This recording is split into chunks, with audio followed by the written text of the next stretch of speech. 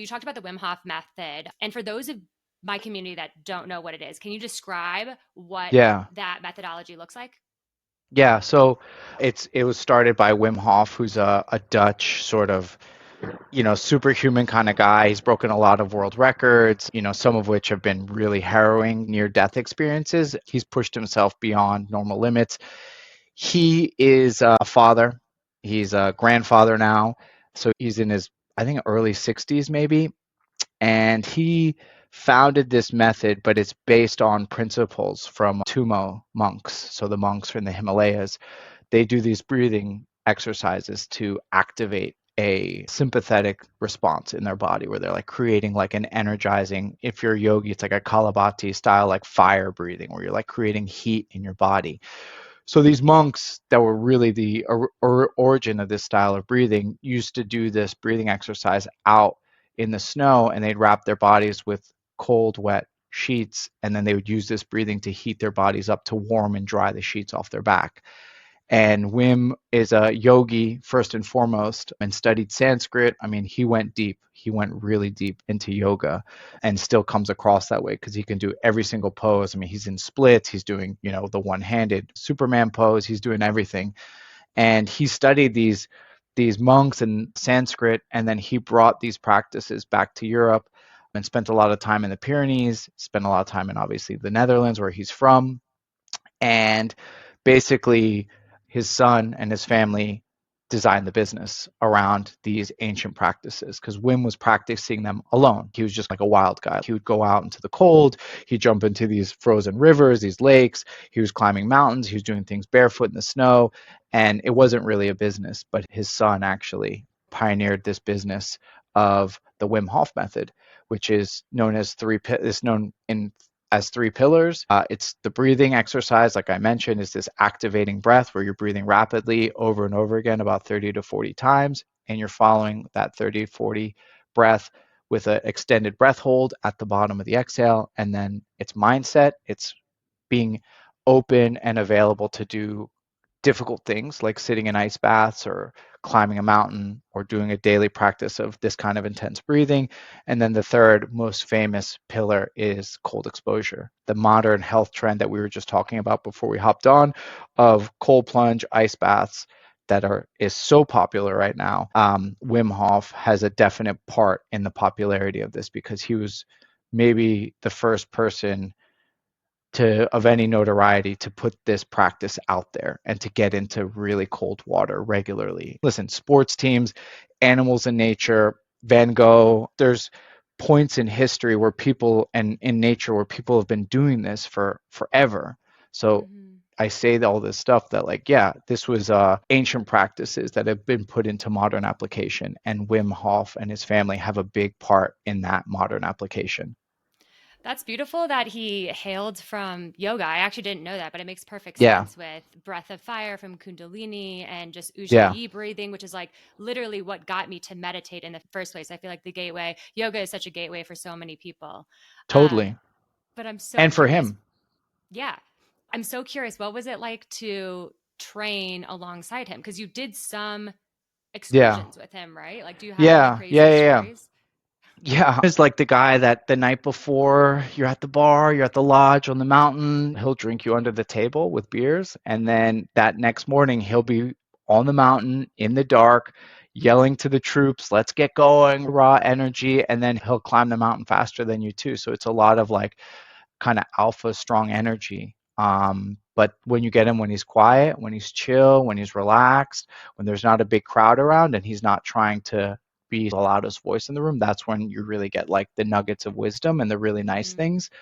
I actually, we were staying on the mountain in Mount Hood, and there was a lodge there where we would all convene to have lunch, breakfast, dinner, and we do all day activities. Wim, he's not really a teacher at these certifications. He's the guy they bring in. They'll bring him in. He'll lead a breath work. He'll do a raw thing. He'll make everyone laugh at the fire at night. He'll play the guitar. He's not really there to teach. They bring in master instructors, really smart people that have been teaching this method for a long time and that know the physiology and hmm. know the science and know the studies. They'll put Wim in the studies. Like Wim will be the person that the scientists are measuring and things like that. but he's not necessarily going to talk to you about it. Wim, I caught him one night before everyone got to the lodge, and he was literally sitting at the bar having a beer. I got there way before everyone else did. Maybe I skipped an activity. I don't even remember. I just happened to catch him and we sat at the bar, and I don't really drink very much anymore at all. And I sat with him. I had like 3 or 4 beers, and I literally was just talking, showing him pictures of my wife, who he actually hit on when I met him for the first time in Brooklyn, and hit on her again in LA when I met him again. And I was like, "You remember her, right?" And he laughed, and we just had like a nice, calm, quiet chat, and just talked about like the impact that he's bringing to the world. And Wim, typical, had ice cream stain on his shirt, had a cracked cell phone. The screen was completely cracked. It's your like 14-year-old nephew who's just like letting loose vibe, and there's no filter. There's no fear of any sort of like public rejection or humiliation.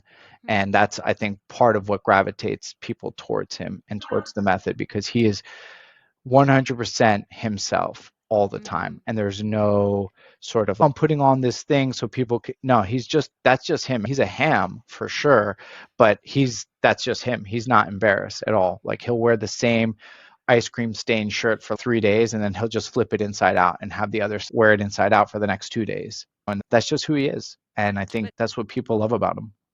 totally. And that's what we're all trying to get back to. It's like a remembrance, it's like a Yeah, coming home. Like we're all just trying to connect with our truest, fullest, most authentic expression.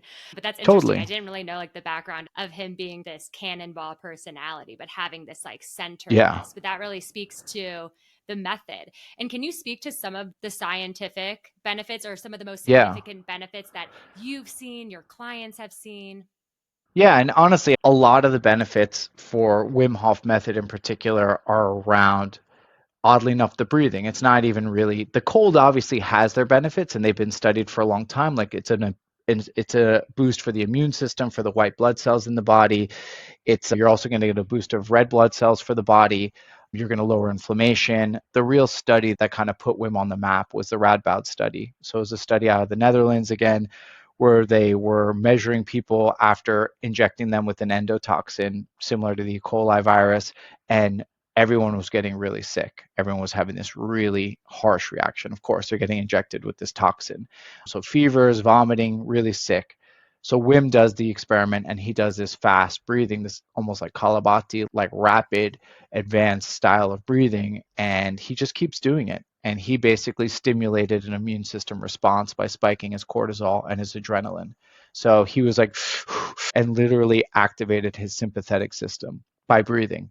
And they didn't know that was possible. Nobody knew at that point that was possible. Probably monks in a cave somewhere in the world, people Right. that know this technology and they use it regularly know this, and I'm sure on some level Wim didn't even know what was going to be the reaction. He's just feeling is believing. That's like his motto. So he is literally out in the field putting all these things to test by going into icy lakes, pushing his body and breathing, pushing his body going up Mount Kilimanjaro. He's constantly pushing the limits of what he or anybody thinks is possible. And it's people, scientists, and everyone else thinks that these things are impossible. And then you have someone like Wim come in and he just breaks the barriers by doing something like that. So in the study, then they're like, maybe this guy's got some sort of DNA or anomaly. This was like the first out of 10,000 people that had this reaction. And meanwhile, he got no really bad symptoms from the injection. He trains another 10, 20 people for 3, 4 days. They come in, same thing, no major reaction, just mild headaches from the injection. And then this is now like the foundation for him taking his method and making it like global, because all of a sudden it gets the notoriety from the scientific medical community, which I'm sure is hard to break through. And all of a sudden they're like, wow, this guy did this thing. And all of a sudden now people are really paying attention to it. And it was through the breathing. It's less about the ice, it's more about the Right. breathing. And what's so beautiful about this is they're using their own vessel, their own body. There's no tools, Yeah. there's nothing really outside of themselves. It's like they're using their own vessel of life to heal, which I think is so Yeah. vital.